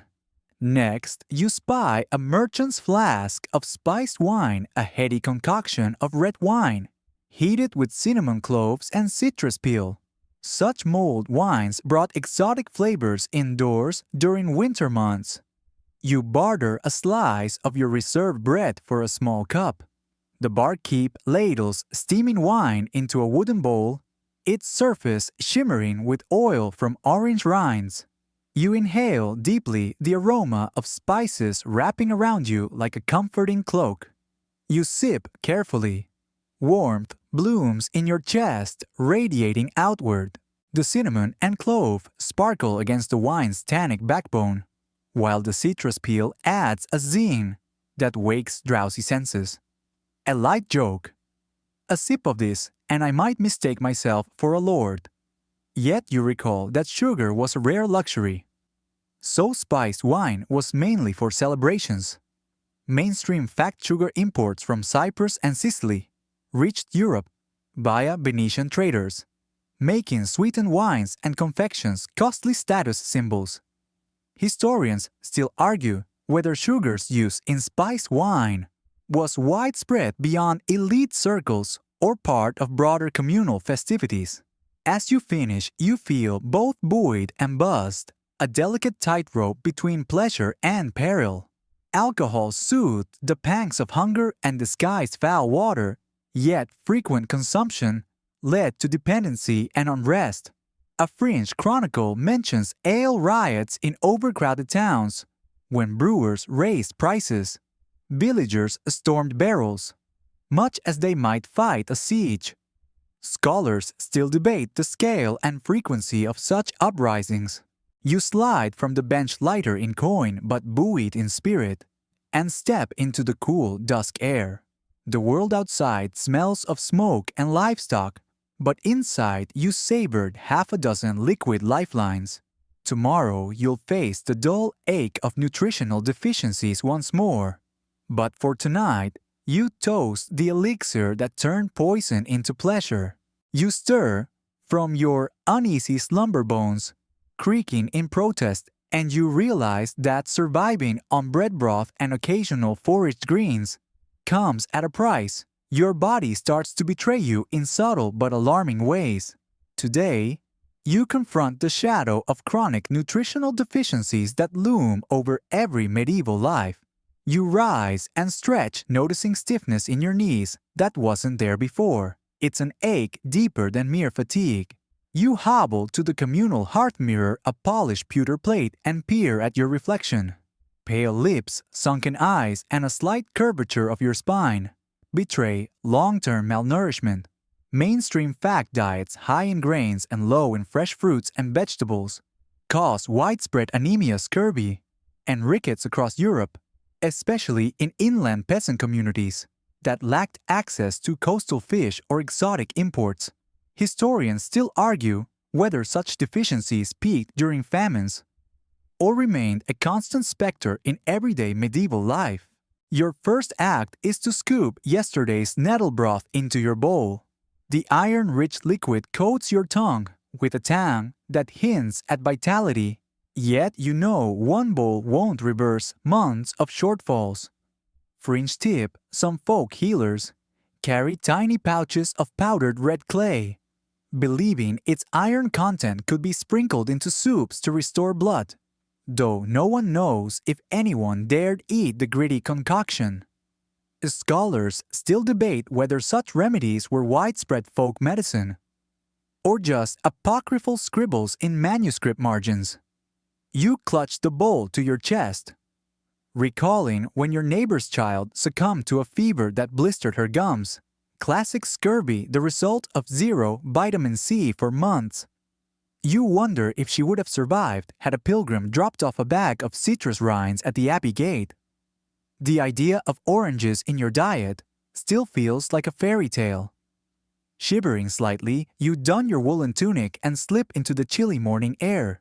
You head toward the grain mill, hoping for a trade, a handful of freshly ground barley for a handful of rose hips, those vitamin C-packed berries you foraged weeks ago. At the miller's stall, you barter carefully. He eyes your gaunt frame, but accepts your offer. You hurry away, a basket of rose hips and barley meal in hand, imagining the tangy remedy brewing in your pot tonight. As you trek home, you feel the weight of every missing nutrient. Your vision is dull in the dim light. Medieval folk often blamed evil senses of humor for poor sight, but in truth, a lack of vitamin A from leafy greens caused night blindness so severe that peasants stumbled through dusk. Historians still argue whether clergy ever link a diet to sight or chalked it up to divine affliction. Back in your hovel, you heat a pot and sprinkle rose hips into boiling water, stirring until the liquid turns a glowing amber. You dip a piece of stale bread into the steeped infusion, sucking on the tarred bits, each chews a promise of healing. You sip the tea, marveling at how the sharp sweetness warms your throat, chasing away the ache of scurvy's grip. A light joke flits through your mind. Who knew that a handful of weeds could taste richer than the Lord's wine? While the tea simmers, you grind a spoonful of hazelnuts into the coarse meal protein and healthy fats, rare luxuries in your diet. You mix the nut meal into a bowl of barley porridge, adding nettle broth for iron. The blend looks unappetizing, sludgy green speckled mush, but necessity tempers your revulsion. As you eat, you steel yourself against the lingering nausea of iron-laden broths. Fringe anecdote chroniclers wrote of a blood king in a far-off kingdom who allegedly consumed a daily portion of boiled sheep's blood to counter anemia, though no credible records confirm its success. Scholars still debate whether medieval elites experimented with animal blood as a nutrient source, or if the tale is mere legend. You swallow slowly, feeling the porridge settle like mortar in your gut. The hazelnuts add a silky note, while the rose hips leave a hint of tang that stitches small patches of color into the dull gruel. For a moment, you recall how sweet life tasted before the first empty granary shelves of your childhood. Mid-morning, you trudge to the village herbalist, clutching a sprig of nettle. You request instructions for improving your bone health, a faint hope against rickets that have begun to bow your neighbor's knees. The herbalist scribbles a recipe: pulverize ground oyster shells into a cloud of fine dust and mix with milk calcium for brittle bones. Mainstream fact: calcium deficiency, leading to rickets and osteoporosis, was endemic in medieval populations lacking dairy or bone broth. Some coastal communities fared better due to shellfish consumption. Historians still argue whether coastal diets reliably prevented bone disorders, or if other factors like sunlight played a bigger role. You return home with oyster shell dust in a small clay sachet, feeling the weight of ignorance and hope balanced in your pocket. You pour milk from yesterday's curds into a bowl, stirring in the dusty calcium until the liquid thickens. The mixture tastes chalky and cold, but you gulp it down, imagining your bones knitting stronger with each swallow. As you finish, you catch a flash of movement in the corner of your eye. An apprentice mage's traveling apprentice passed through last month, leaving behind a vial of powdered kelp seaweed, rumored to supply iodine and ward off goiter. You dig through your few belongings and retrieve the vial, a translucent powder that smells of brine. You sprinkle a trace into your chalk milk mixture, bracing for another layer of flavor or anti-flavor. You swallow the blend and shiver at the oceanic tang. You lean back against the wall chest, still tingling from the cold drink, and consider the patchwork of remedies you've assembled. Wild berries for scurvy, nettle broth for anemia, oyster shell for rickets, and kelp for goiter. It's a medieval apothecary on a peasant's budget, equal parts desperation and ingenuity. As you rest, you recall a sermon warning against false cures that border on witchcraft. He might have been referring to the mage's vial you just consumed. Scholars still debate whether early modern witch hunts targeted herbalists who provided genuine medical aid or merely punished marginalized healers on scapegoat grounds. The afternoon sun filters through a crack in your shutter, illuminating dust motes, dancing like tiny spirits. You feel a flicker of warmth and resolve, though your body bears the marks of nutritional neglect.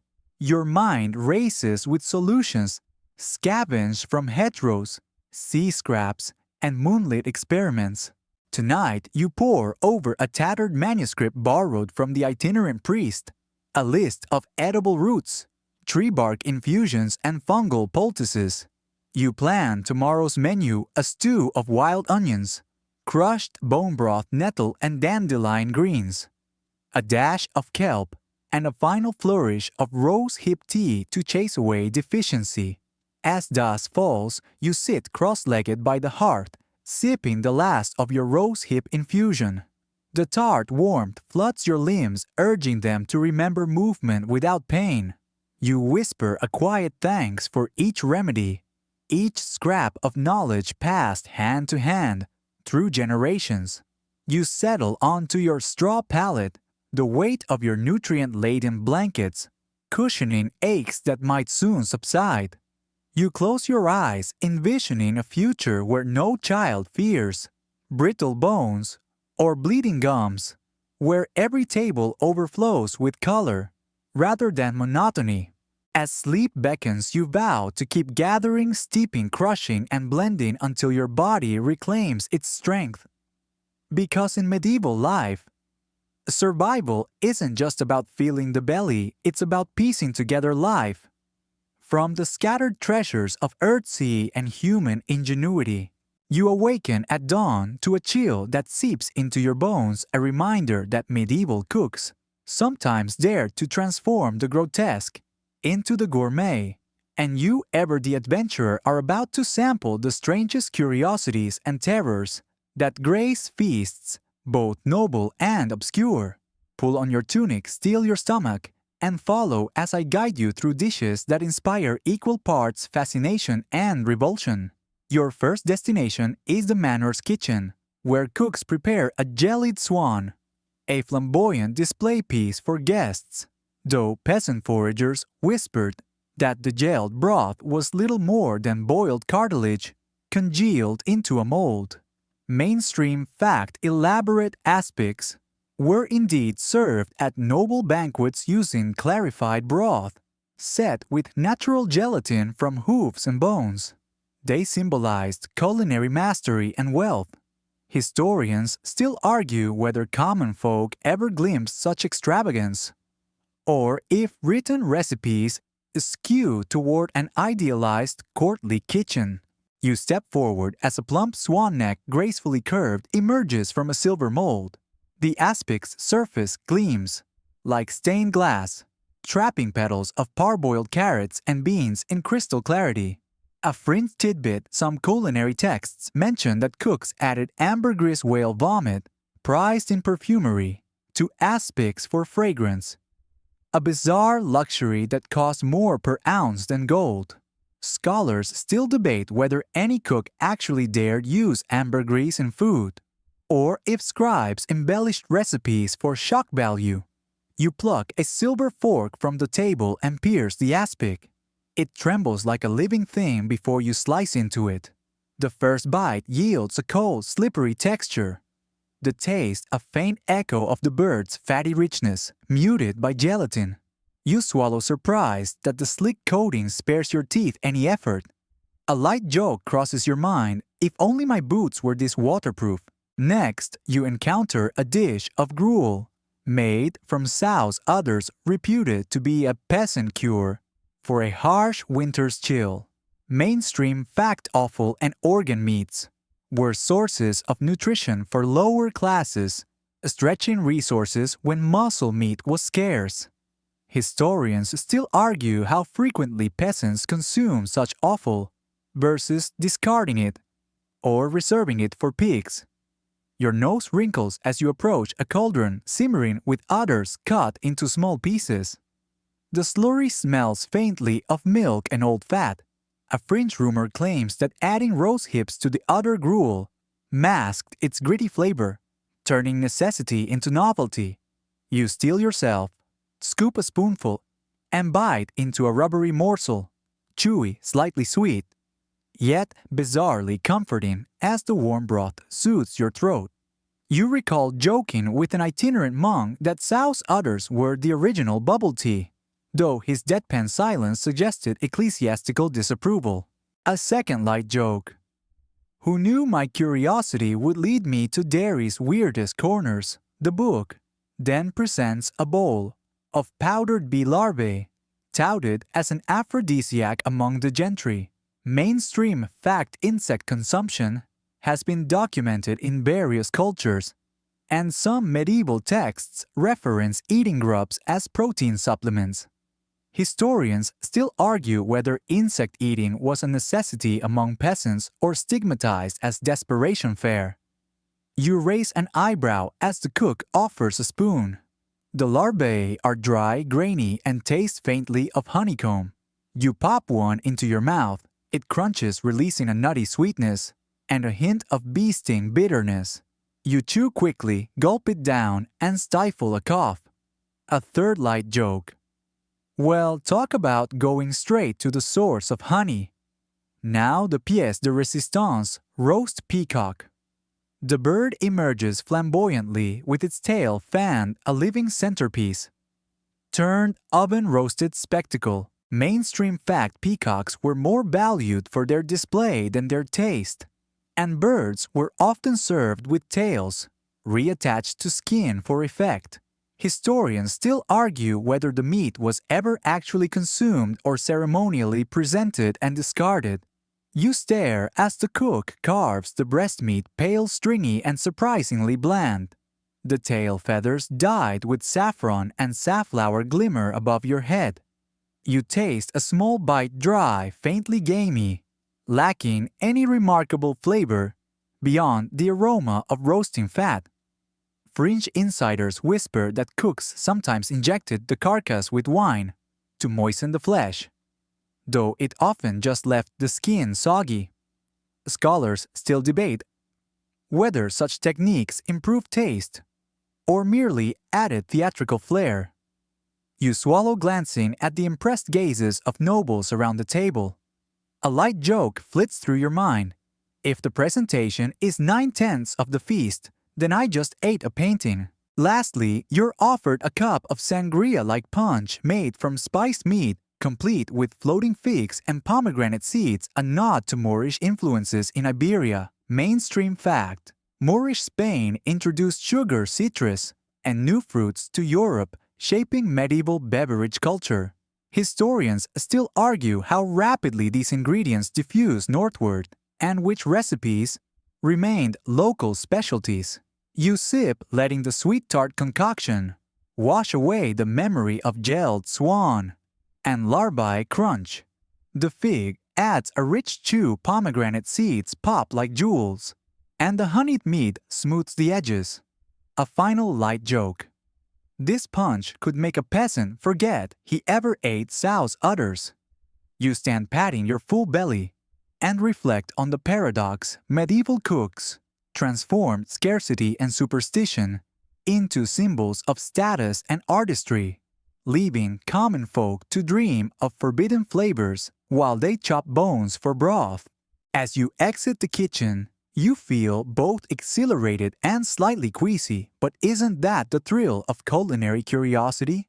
Tomorrow, you'll glimpse the grandeur of feast days, where fleeting abundance mocks everyday deprivation.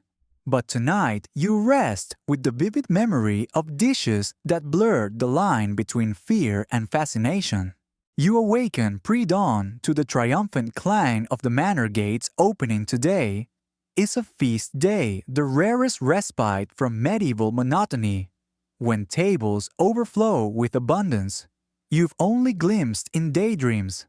Cast off your peasant garb just for the spectacle and join the gilded courtyard where roast pastry and confections flow freely, if only for fleeting hours. The long trestle tables groan beneath silver platters, heaped with roasted boar veal and whole capons. Mainstream fact feast days often tied to religious festivals or harvest celebrations offered nobles, and sometimes their tenants a chance to share surplus food. These events reinforced social bonds and obligations. Historians still argue whether peasants received enough portions to truly feast, or merely scraps to prove benevolence. You edge forward as servers carve glistening boar ham, its crackling rind, seasoned with cloves and honey. You accept a thin slice, its fat melting on your tongue in syrupy richness. A light joke crosses your mind. Finally, something that doesn't taste like rubber and pottage. Next, a server presents a pie as large as your head, its crust intricately lattice-worked and gilded with egg wash.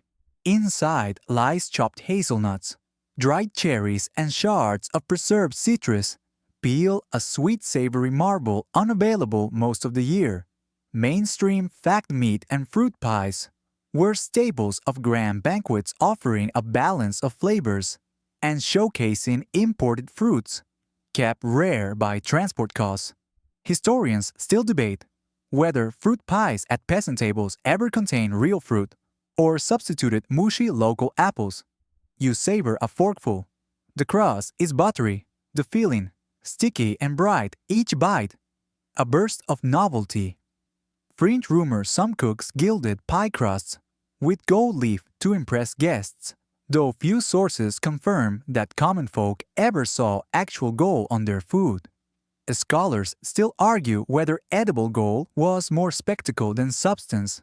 A procession of sweet confections follows sugar-dusted marzipan molded into animals' candied flowers and rosewater tablets that dissolve on the tongue. Mainstream fact sugar's arrival in Europe introduced a realm of confectionery art, but high costs limited these sweets to elite circles.